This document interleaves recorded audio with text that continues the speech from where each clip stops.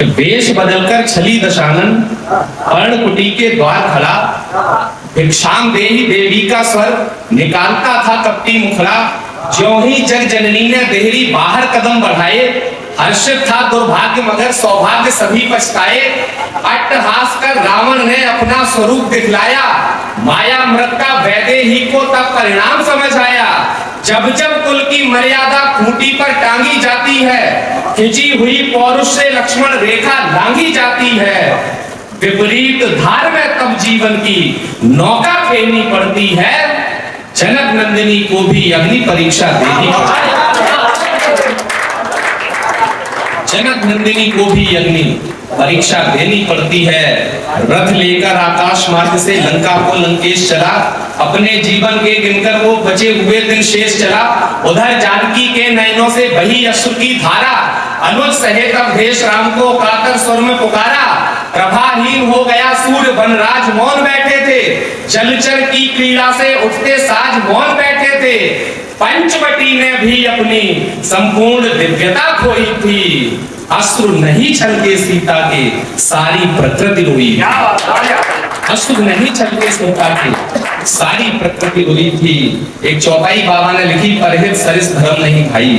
उसे ध्येय बनाकर बाबूजी ने अपना पूरा जीवन इस राष्ट्र को और परोपकार को समर्पित कर दिया है। इसलिए मैंने ये बाबूजी को ध्यान में रखते हुए कविता लिखी थी। आगे सुनिए कि रथ लेकर पंचवटी ने भी अपनी संपूर्ण दिव्यता खोई थी, अश्रु नहीं छलके सीता के सारी प्रकृति रोई थी।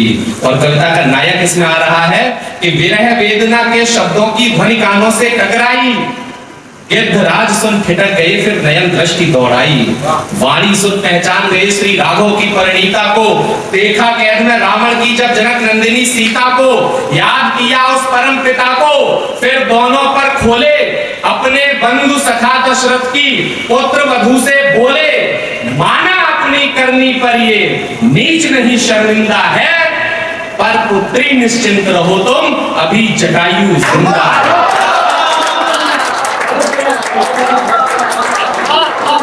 पुत्री निश्चिंत रहो तुम, अभी जटायु जिंदा है। पर पुत्री निश्चिंत रहो तुम, अभी जटायु जिंदा है। महाक्रोध में भर करके फिर राक्षसपति को ललकारा। महाकाल के भक्त आज क्यों तूने धर्म विसारा।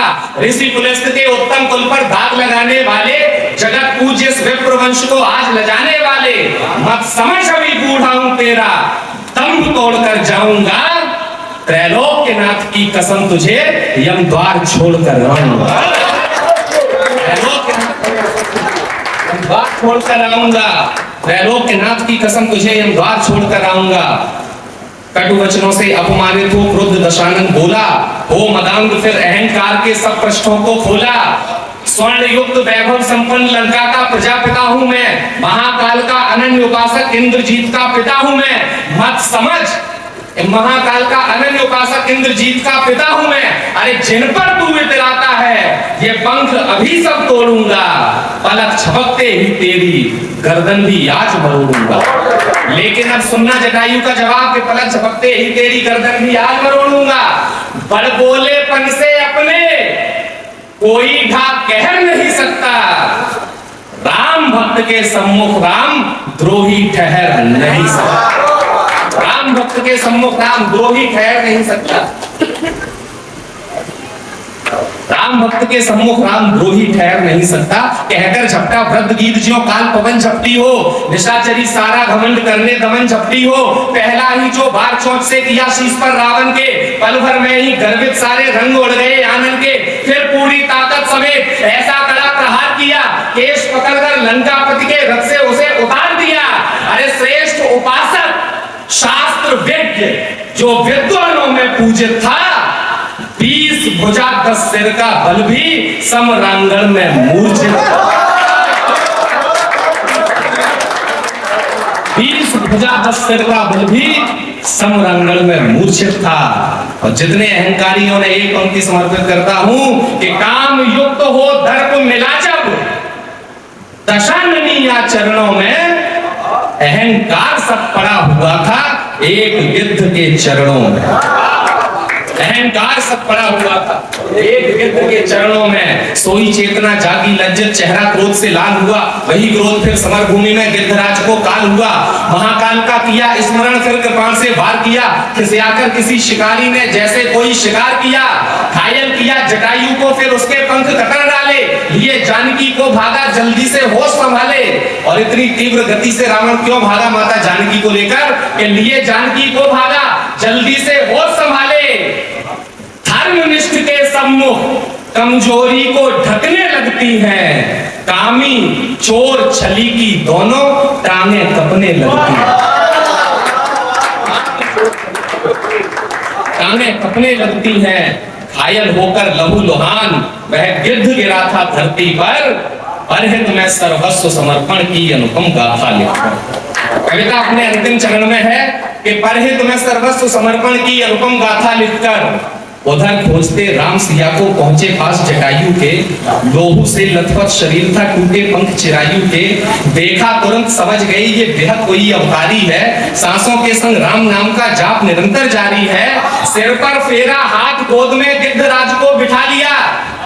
राजा राम की नगरी ओरछा में पढ़ रहा हूँ बाबूजी को ध्यान में रखते हुए। लोग कहते हैं तपस्या पूजा कौन सी बड़ी है, परोपकार से बड़ी मेरी नजर में कोई नहीं। अगर अगली पंक्ति में सिद्ध हो जाए तो सबका आशीर्वाद मिले। कि उधर खोजते राम सिया को पहुंचे पास जटायु के। लोहू से लथपथ शरीर था, टूटे पंख चिरायु के। देखा तुरंत समझ गई ये बेहद कोई अवतारी है। सांसों के संग राम नाम का जाप निरंतर जारी है।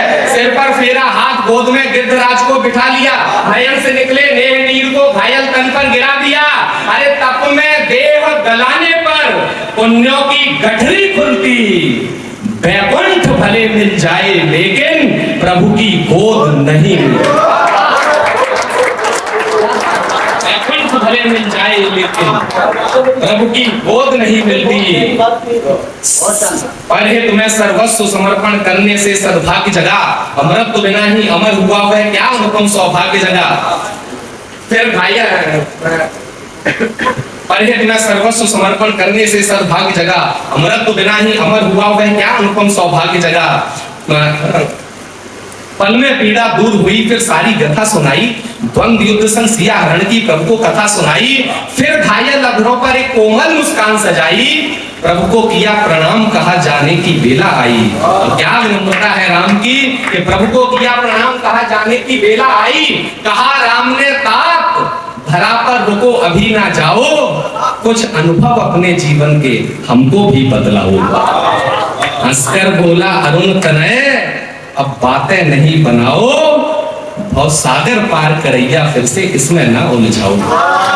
जिन चरणों का अंत समय जो नाम राम का जिह्वा पर धर लेते हैं, कितने ही निकृष्ट कर्म पर मोक्ष प्राप्त कर लेते हैं। अरे जिन चरणों का ध्यान लगाया, चरण सामने बैठे हैं। श्रेष्ठ मानवीय लीलाधर आचरण सामने बैठे हैं। अरे जिन पर जग बलिहारी है, संविधान सामने बैठे हैं। और ब्रह्मांड प्रतीक्षा रत जिनका, वे राम सामने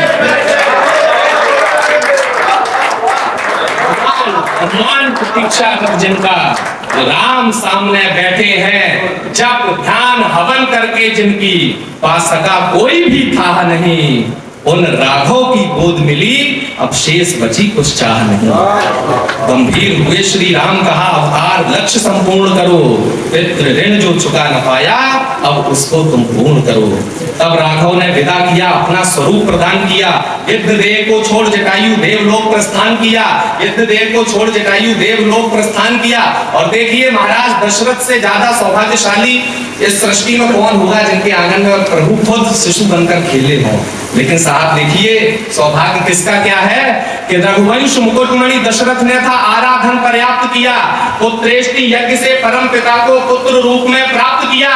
किंतु वियोग में गए प्राण, आखिर रघुनंदन नहीं मिले। बात मुखाग्नि की बहुत दूर थी, अंतिम दर्शन नहीं। अंतिम दर्शन नहीं मिले। उधर गिद्ध का लिखा विलक्षण भाग्य स्वयं परमेश्वर ने, पिता सरीखा मान दिया खुद शक्तिमान सर्वेश्वर ने। पिता सरीखा मान दिया खुद शक्तिमान सर्वेश्वर ने। अरे निकृष्ट जाति कुल वंश अधम, इस देश की संसद में बहस चलने लगी है, जातियों की गिनती करो, ये नीच है ये ऊंच है, तुमने मेरी कैसे पूछ ली, मैंने क्या कर दिया। अरे इंसानों में जातियों की बात छोड़िए साहब, इस पूरी सृष्टि में यदि कोई है सबसे निकृष्ट जाति तो वो गिद्ध है, मरी हुई देह का मांस नोच के खाता है। आप एक बार प्रभु के मार्ग पर चल के तो देखिए आपका क्या से क्या हो जाएंगे, शायद आपको अनुमान नहीं है कि निकृष्ट जाति कुलवंश अधम पर परोपकार की माया, अखिल कोटि ब्रह्मांड के मुखिया को भी पुत्र बनाया। अखिल कोटि ब्रह्मांड के मुखिया को भी पुत्र बनाया।